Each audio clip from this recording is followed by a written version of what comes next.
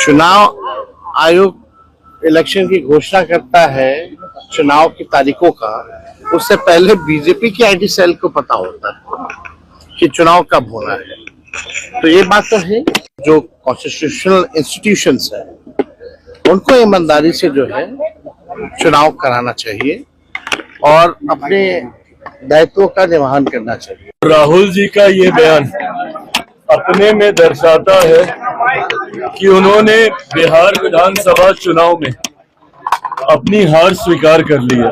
दिक्कत कांग्रेस और उनके नेताओं में यही है कि जब जरूरत आत्ममंथन करने की है तो उस वक्त ये लोग बहाने ढूंढते हैं चुनाव हारने के। 2014 के बाद से जब से नरेंद्र मोदी जी प्रधानमंत्री बने हैं तब से जितने भी कॉन्स्टिट्यूशनल इंस्टीट्यूशंस संवैधानिक संस्थाएं हैं सबको हाईजैक कर रखा है। चुनाव आयोग इलेक्शन की घोषणा करता है चुनाव की तारीखों का, उससे पहले बीजेपी की आईटी सेल को पता होता है कि चुनाव कब होना है। तो ये बात तो है, लेकिन इन सब पे हम लोगों की नजरें हैं। लेकिन इसमें तो जो कॉन्स्टिट्यूशनल इंस्टीट्यूशंस है उनको ईमानदारी से जो है चुनाव कराना चाहिए और अपने दायित्वों का निर्वहन करना चाहिए। अगर कॉन्स्टिट्यूशनल इंस्टीट्यूशन अगर बर्बाद हो जाएगा तो लोगों को जस्टिस और न्याय कहाँ मिलेगा। तो ये बड़ी बात है, कोई भी अधिकारी किसी भी इन्फ्लुएंस में ना आए, ये होना चाहिए। पिछले बार जो 20 का जो चुनाव हुआ था हम लोग तो सरकार बना लिए, पहली बार उस समय इलेक्शन कमीशन ने 3 बार प्रेस कॉन्फ्रेंस करके जस्टिफाई किया आखिर चुनाव की गिनती क्यों रोकी गई शाम में।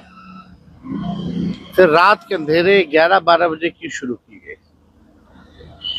और जो जीते हुए कैंडिडेट जिनको अनाउंस कर दिया गया था शाम में हमारे, उनको किसी को 12 वोट से, किसी को 100 वोट से, किसी को 500 वोट से घोषणा होती है कि हार गए जो जीते हुए शाम में थे। अनाउंस्ड ये कह के कि भाई अपडेट किया जा रहा है कंप्यूटर में। तो इस तरह की बातें तो हैं।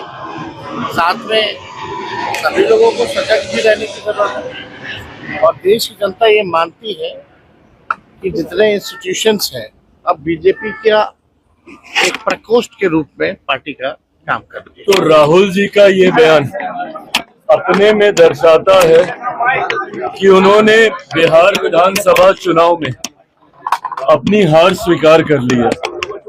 जिस तरीके से महाराष्ट्र में ये लोग बुरी तरीके से चुनाव हारे हैं, दिक्कत कांग्रेस और उनके नेताओं में यही है कि जब जरूरत आत्ममंथन करने की है तो उस वक्त ये लोग बहाने ढूंढते हैं चुनाव हारने के।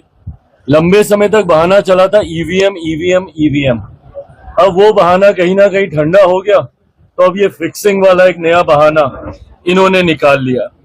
और जो लोग चुनाव आयोग पे उंगली उठाते हैं, सवाल करते हैं और जिनका समर्थन यहाँ के क्षेत्रीय दल करते हैं, क्या वो व्यवस्था सही थी जब एक कलम से चुनाव आयोग की नियुक्ति हो जाती थी?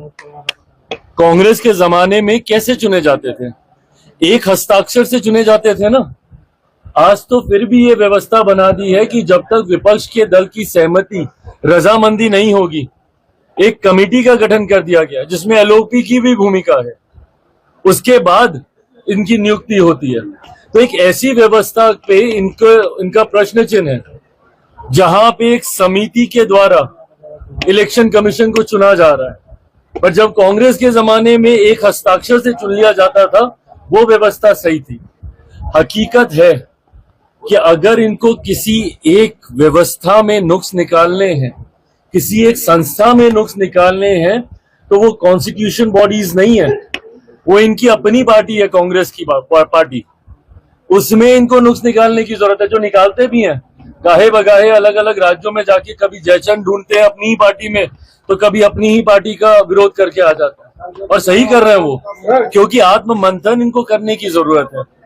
और आत्ममंथन नहीं करने की वजह से हर बार हार का ठीकरा, कभी चुनाव आयोग पे थोपना, कभी किसी फिक्सिंग पे थोपना, कभी ये बोलना कि भैया ईवीएम खराब है, ये अपने में दर्शाता है कि इन्होंने बिहार में भी हार मान ली है।